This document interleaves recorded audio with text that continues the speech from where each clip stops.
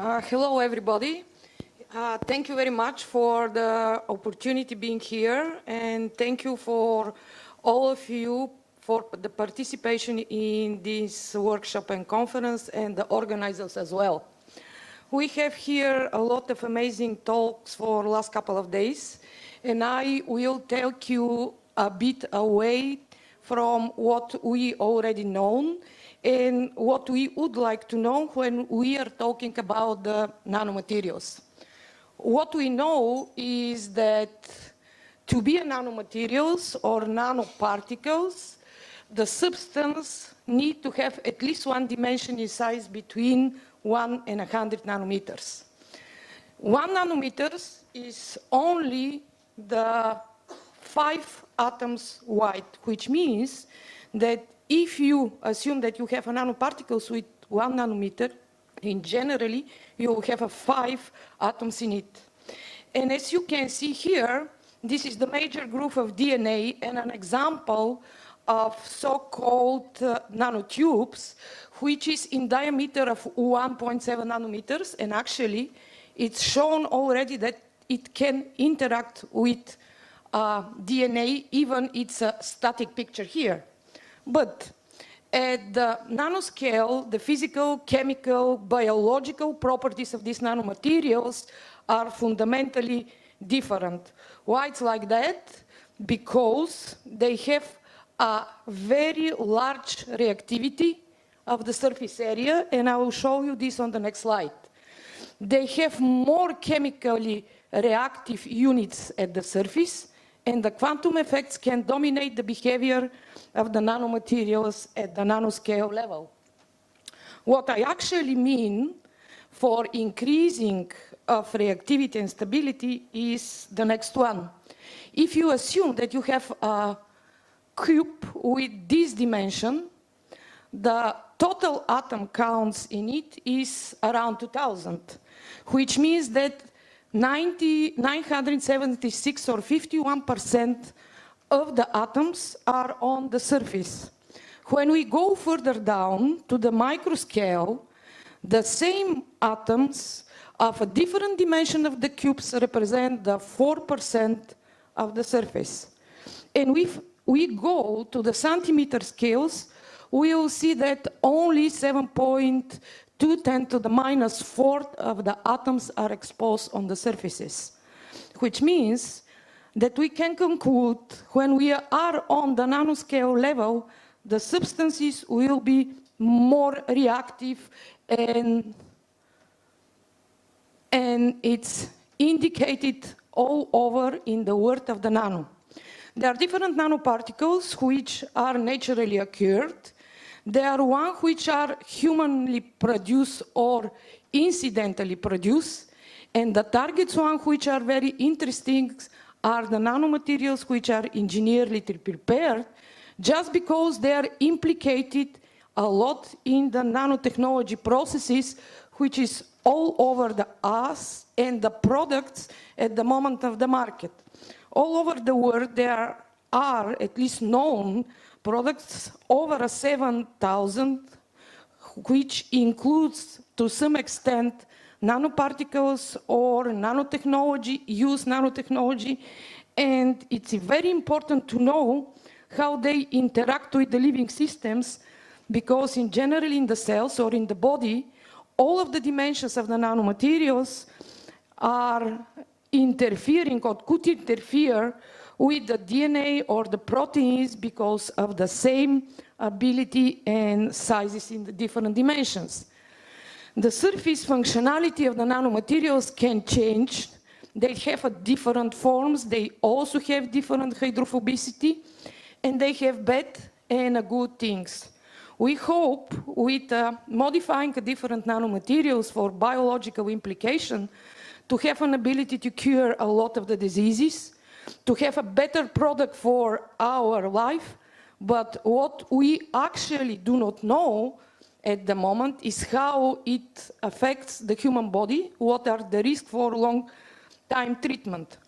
All of these applications of the nanoparticles are already in the market, and they have a different extent to understanding the mechanisms of action. We have a lot of toothpaste which contains the nanomaterials, in generally titanium dioxide nanomaterials. We also have different chips for biological application based on the nanomaterials. All of us have new phones which have screens based on the nanotechnology as well. I'll talk here about the case study for titanium dioxide nanomaterials, which are implicated a lot for stabilizers in different foods or in different sunscreens or cosmetics and etc. For this study, we have been using 6 different nanomaterials which are available for GRC repository in ISPRA. And these nanomaterials were very well characterized. Why it's necessary? Because you'll see later on that depending of the state which they have a crystal structure, different ratios, or they have a different size distribution of particles, they can cause different effects. We have been interested in the cytotoxicity, especially in the genotoxicity and the oxidative stress of these nanomaterials can cause because of the ability of titanium dioxide to have a photodynamic changes when it reacts with the skins and it is used as the protector. The assay which we focused are in couple of them on the basis of to check the cytotoxicity, and the other one are to check the genotoxicity of these nanoparticles, and different cell lines have been used. First of them are connected with lung. The next one is from liver, it's a colon cancer. The next 2 are normal human epidermal keratinocytes and the immortalized one, and the cells from liver and the kidney as well. The first step was to very well characterize these nanomaterials and to know what is going on. And it was done within the Nanogenotox European project, and it has been, the data have been received by at least 2 different participants just to know that there is no mistake during the determination of the size, and we play with the round-robin test as well. In this case, the nanomaterial 105 was characterized with a diameter of size of the single crystal nanoparticles around 23 nanometers. And it is also known that it's a rutyl anatase, titanium dioxide forming the crystal 15 to 20%. All other nanomaterials were also very well characterized. I'm not going to take you through all of the details. And the XDR analysis have shown that we have rutyl and anatase as well as nanomaterial 104 or 103. We assume that it's very important also if these nanomaterials have been coated with something or have some contamination during the processes. And this was the reason to detect and graphically summarize here what we have together with titanium dioxide. And as you can see, you have a different percentage of different elements which are also present in these nanomaterials. It's very important to notice that they have a different stability and the zeta potential differ for all these forms in the low pH range and the pH range around the isoelectric point. From the biological point of view, it's very important because we know or we can expect and calculate how they will behave in the water solutions, water-based solutions. And the big problem which we faced was how to calculate the real dose which we have when the cells were treated with nanomaterials in the cell culture media. And it's come of the big processes of which occurred in a cell culture media because they settle very faster. They form also the aggregates and agglomerates, and for real dose calculations, we use the Democrato integrated Harvard integrated in vitro dosimetry platform, which was developed by Democrito, and it helped us a lot for determining the real dose. We also have to model how to prepare the stable dispersion of the nanomaterials because we want to know what is the effect of nano. And to be honest, it's never happened with these titanium nanomaterials to have a real nano effect when you work on in vitro cell cultures, because it go to very faster, as I mentioned, aggregation and agglomeration. What we have been done, we used 0.05% of pure nano water with the BSA and ethanol in it. And when you measure the DLS, we can see that the size in pure water is around 24.9 nanometers, and we also have been able to count and to detect some BSA. But what's happened when you go to the cell culture media, it's completely different. We have at least 5 times or even higher, and in some cases of the nanomaterials, formation of micro-sized agglomerates for very short period of time, which means in general that the effects which we will register are not only for the single nanoparticles initiation. During these times, Gia et al. Have shown a very good way to register how the nanomaterials and where they are. It's happened by the 3D confocal micro-Raman imaging of BS2B epithelial cells from the lung. And what you can see here following staining with a methylene blue, and the reds are the registering EG band at 145 centimeters for the anatase, that the nanomaterials are around the nuclei and they can also go inside in the nuclei. Further on, the people participating in this project confirmed this by transmission electron microscopy, but it's easy when you work with the metal nanoparticles. When you work with the nanoparticles, for example, based on the carbon, like nanodiamonds, or when you use polymeric nanoparticles, it's quite difficult, but it's not impossible. Coming to the way how we would like and we work on to finalize and create some method and way to have an ability to group different nanoparticles acting on different cell interfaces, we come to the idea to use the data scoring just to prepare tables depending on the toxicity, eventually use when we can detect the IC50 or EC50, and we give some points for this. We did, and we call this the categorization and make a category. The same was done for oxidative stress as well. The oxidative stress was measured by a couple of techniques. One of them was ECR, the next one was DMDH, and the carbonylation for the protein. And what we saw that depending on the way how the cytotoxicity results are measured and depend on the culture used, you can end it with a different categorization for cytotoxicity of the nanomaterials. What is coming from first point of view is that there is a nanomaterial which is anatase and the nanomaterial which contain anatase, and it's very well correlated, the potential toxic effect, with the Fish chemical characterization.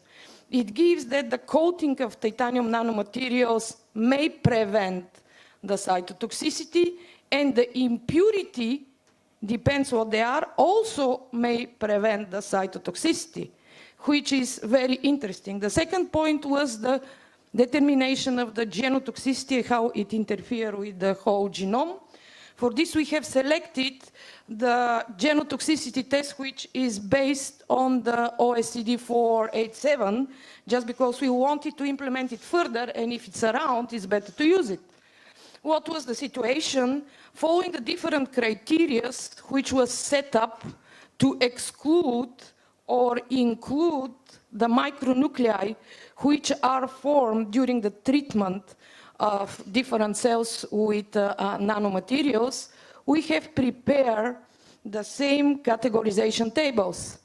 In this case, we have worked with two different systems, and when there is no background level of damage, it's called negative. When we have only one concentration positive or dose response observed, but it's not significantly different, it's called equivocal, and when it's positive, we have dose response observed for one concentration and at least two concentration positive, significantly different from the control. It's different from the OECD criteria. We have modified them because we notice a lot of nanomaterials giving a difference, significant difference in the two concentrations. When we categorized the micronuclei results, we receive a very nice picture of different response of the cells as well as the different nanomaterials. The first one are titanium dioxide, which I have been talking about. The second group is silica dioxide nanomaterials. The third group is zinc oxide materials, and the fourth one is the micro-wall carbon nanotubes. And what you can see, it's very interesting that the primary human lymphocytes are very sensitive to two nanomaterials, which the other cell lines, which are isolated, are not. And also, we saw that it's happened for the COMET assay, which we perform on different cell lines, and the COMET give different results. But in all of the cases, we have been registered some breaks depending of the COMET perform, which were statistically significant compared to control and depending of time of treatment. What was very interesting, when we treated the 3D reconstructed skin model, we didn't get such toxicity. And I would like to point it out something which we think is very important. All of us think and work about the free radicals formation. Just keep in mind that if we would like to have a direct effect on DNA by free radicals, they have to be in 3 nanometers away from DNA just to cause an effect. Because the life of these radicals is very short and they cannot travel a lot within. This was checked with the carbonylation effect. We have seen that it also can cause changes in the proteins. And Carlson and all also confirmed that titanium dioxide can cause gamma DH and RAT51 lossy formation. In comparison, the cytotoxicity and genotoxicity, we also receive the different effect of the methods which we have been using. Based on this, and when we perform the similarity analysis of physicochemical parameters, we have identified the different groups of nanomaterials based on the physicochemical properties. With other words, we can know or we can expect what they do, where they go, and what they want, what we can expect. In the days which we have been working on this project, appear a very interesting transcriptomic analysis for the new insights of E171, which is actually food stabilizers. It does contain a nanotitanium dioxide and microtitanium dioxide, similar to nanomaterial 105 in the 40-to-60 ratio, which shows a lot of different gene expression. But what it also shows, which is not good things, is that it can somehow increase the transcription of the genes which are responsible for colon cancer formation. And what we would like to take home, I generally talk about the not good part of the nanomaterials or nanoparticles, but they also can help us a lot. They're all nanomaterials, a huge production about the polymeric one, which can be used for theranostic, or there are nanomaterials which can be used to prepare the artificial tissue and etc. Just keep in mind that they can be good and bad, and they have different properties which we would like to know as much as possible. I would like to thank you for people which have been participating, in these two projects, NanoRec and NanoGenotox, and the European Commission for supporting it. Thank you very much for listening to me.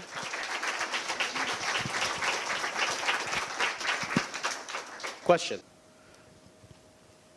Great, great work, Margot. I guess the nanoparticles are getting by endocytosis or micropinocytosis in the cell, reside in the endosomal network, and then how do you envision them getting into the nucleus? Is it during the cell cycle by affinity to the DNA, or how are they getting there? First of all, they get by different ways, depend on the type of the nanomaterials and nanoparticles which are used. In this case, they go through the phagocytosis and endocytosis in case of the titanium dioxide nanomaterial, but they can freely enter through the nanopores which we have on the nuclear membrane. The mechanism is not absolutely clear, but they have been detecting in the nucleus for several different years. And it's actually the total understanding of the hypothesis at the moment is that they are modified. They get some core on top of the nanomaterials when they enter the cells. Okay, so you think they directly go out of the phagosome and then they go via the... Some of them escape, some of them escape, the others do not escape. But there are several materials which are made on purpose just to go inside the nuclei, which is very easy to be done. Are there any other questions? Okay, so first, join me in thanking the speaker. Thank you very much. Thank you. So the schedule got a bit disrupted, as you know. And so we are going to have a break right now. I would like us to get started right at 10:40, okay? So in about 12 minutes, 10 minutes, okay?